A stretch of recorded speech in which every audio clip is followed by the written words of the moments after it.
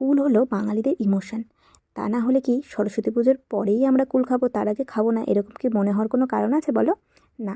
যাই হোক, আজ বানাবো কুলের আচার। বাজার দিয়ে আস্তে আস্তে এই কুলগুলো চোখে পড়তেই আমার মনে হলো কুলের সিজন চলে এসছে, আর এবার বানাতে হবে কুলের আচার। এই জন্য সর্বপ্রথমে মশলা তৈরি করে নিলাম, এটা একটু সাইডে রাখবো আর ঠান্ডা হলে বেটে নেব। তারপর এখানে কুলগুলোকে ফাটিয়ে নিয়েছি আর দিয়ে দিচ্ছি সর্ষের তেলে ফোড়ন, শুকনো লঙ্কা আর 5 ফোড়ন। কুলগুলো কিন্তু বেশ ভালো করে ভেজে নিতে হবে, তবে নাড়াচাড়াটা কম করতে হবে, তাতে কুলটা ভাঙবে কম।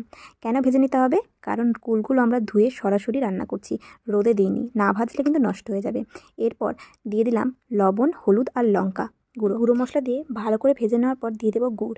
আর গুড়ে কিন্তু কুলগুলোকে খুব ভালোভাবে ফুটতে দিতে হবে। ফুটে গেলেই দিয়ে দেবো সেই করে রাখা মশলাটা। ব্যাস, মশলা দেওয়ার আগে কিন্তু অবশ্যই গ্যাসের আঁচটা বন্ধ করে দিও। আমাদের আচার একদম রেডি। তোমরা কিন্তু বাড়িতে অবশ্যই তৈরি করো, আর ভালো লাগলে কিন্তু অবশ্যই ভিডিওটিকে শেয়ার করো। আজকের জন্য বাই বাই।